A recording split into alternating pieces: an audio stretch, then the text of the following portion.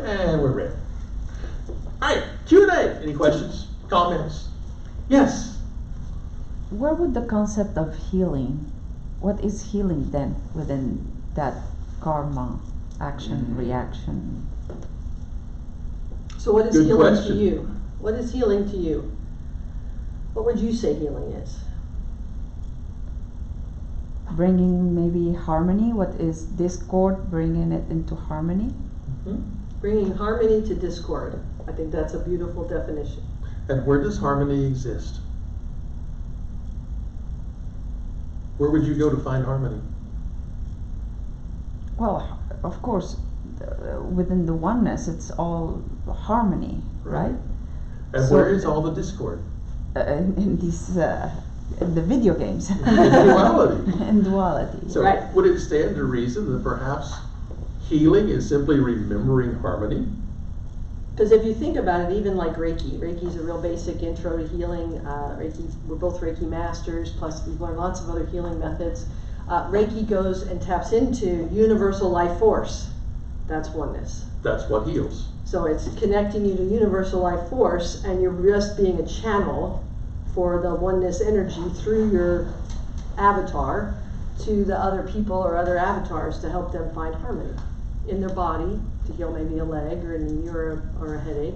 It helps you bring it down, but it's connecting to source. That's what does healing. So the answer you're wanting me to give, by the way, is there really is no need to heal anything, because you're source and you've never been wounded, you've never been unhealed, you've never been less than whole. You're in And the it's really illusion remembering now. that. You're in the illusion. You're in the illusion, and in the illusion, a body can get hurt, a body can get a disease, a body can die. But you don't. You aren't the disease. When I was running the Centers for Attitudinal Healing, and we were dealing with catastrophic and terminal illness, that was really the clientele that we had. This was the first thing that we asked people to start working towards, is not identifying with the illness. You are not your cancer. You are not your HIV. You are actually not your body. We've beat that horse to death already tonight. But you don't need to heal. You really don't. All right, we're psychotherapists. All right, here's the deal, folks. You don't even need to do any personal growth. You really don't. Wait, you're gonna put me out of business. Stop it. Because you're already whole.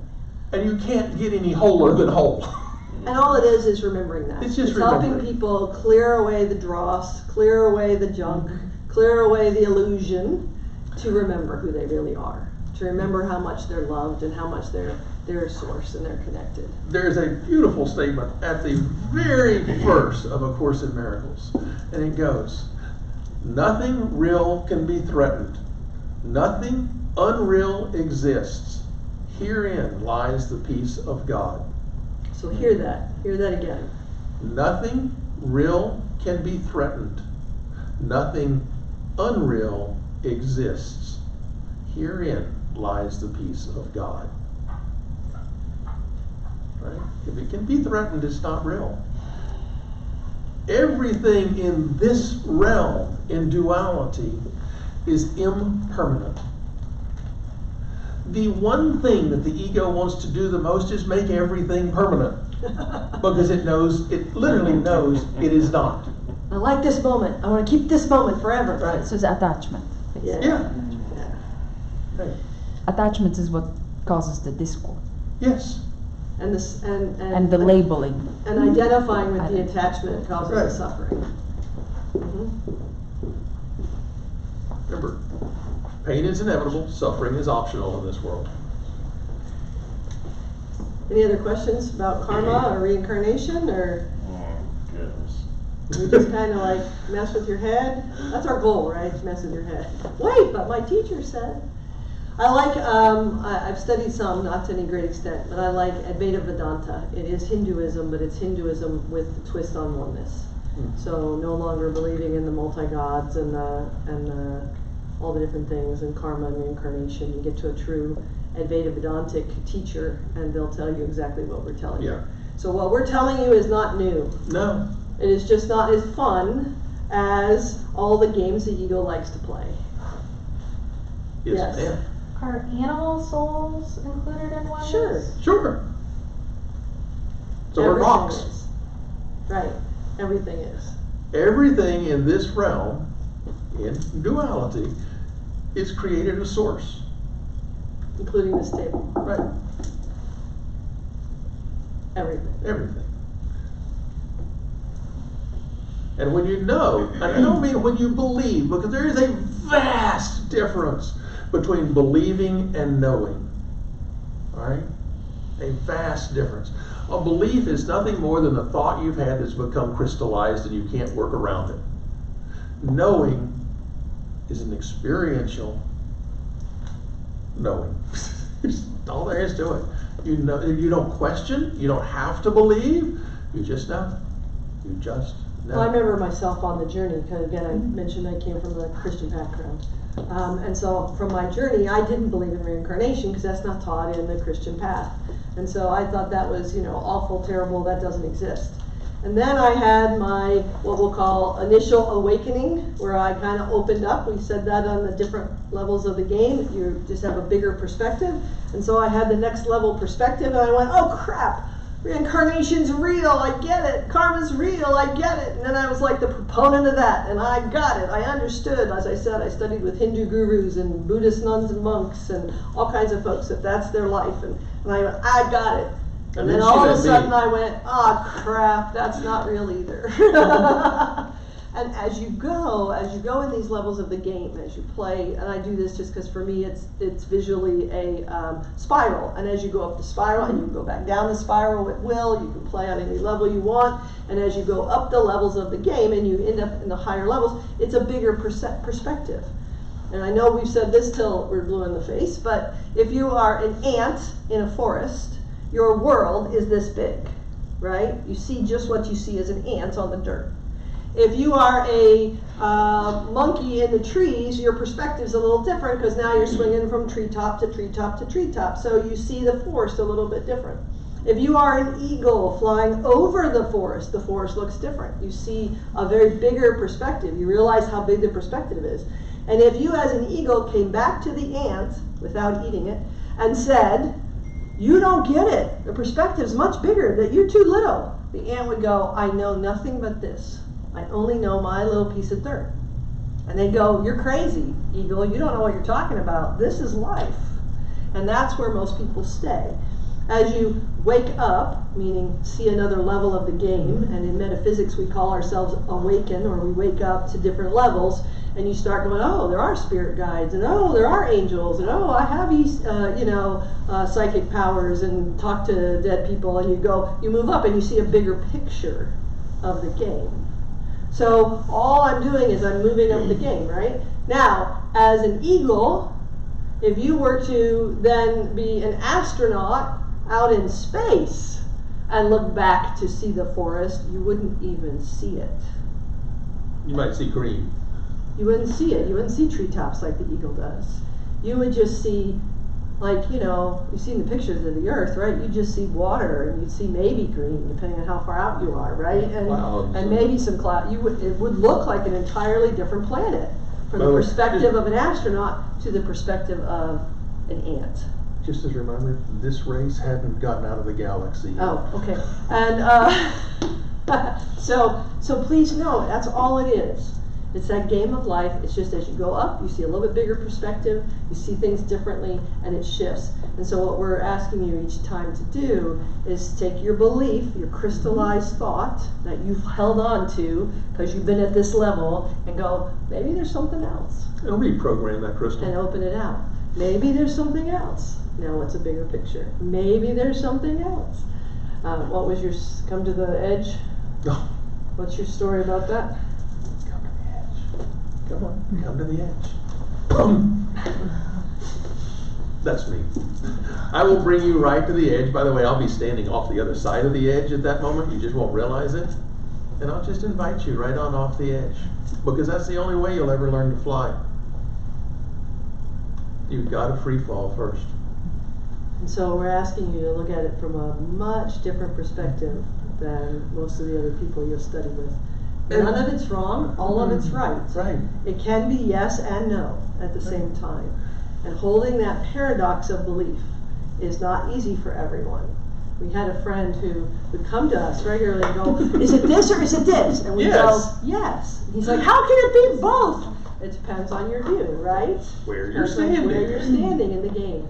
And so to be able to say it is both and, not either or. It is rarely either or. It is most of the time both and. And it's that paradox, and being able to hold that in your head is a huge shift as you move up in the game. I want to acknowledge all of you for being here tonight and just the courage it takes, because this journey that you're stepping on is destructive.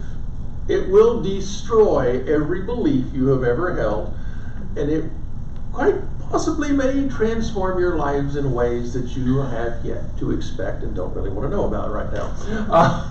So make it easy. So make it easy. Let go of old beliefs quickly. Right. There's no need to hold on to them. Just let them go. Know that it can be both and. It can be the old belief and the new belief at the same time, not either or. Any other questions? Mm-hmm. Lots of questions? I'm going to pick on some. I'm going to pick on You guys- some. Hang on. I'm going to pick on. Crystal, come here. Stand up. Crystal, you're not going to be in the video anymore. You're too tall. Your head's cut off. I'll sit down. She might not want to be in the video. I want you to push against my hand as hard as you can. Just push. Keep pushing. Really lean into it. What's happening to you? Is your arm hurting yet? Here. Is your arm hurting yet? Yeah. Let go. No, I didn't say I said let go. She couldn't let go. But where was the pain coming from? Was I hurting you? No. My hand was just there, right? Yeah. Resistance. Thank you. Resistance creates pain. The more we resist something, the more pain we're going to be in until we get the message. Why am I doing this? What am I trying to accomplish? Let it go. But there's the why, There's the why. What you can start with, why am I doing this? which dovetails into the Earth School concept, your Yeah, personal exactly, development, yes, right. and so. But the where did I both go and next? paradox.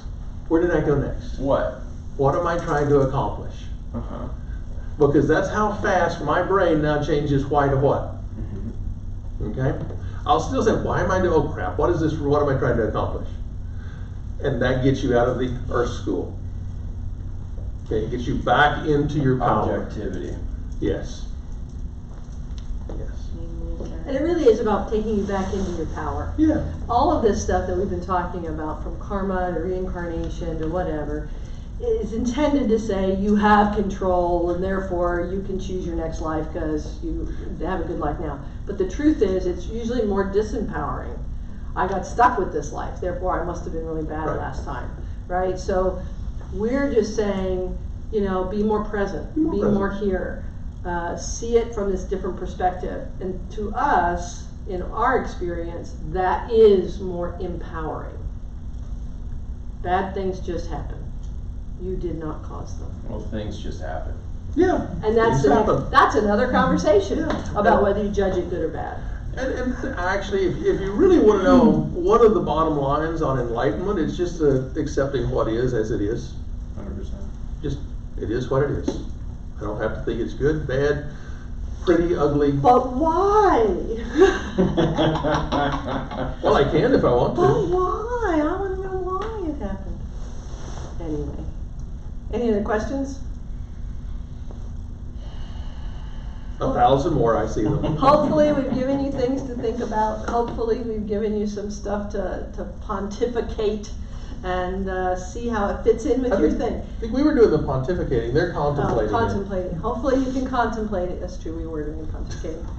And there, you are under no obligation to believe anything we No. say. As a matter of fact, please don't. Phew.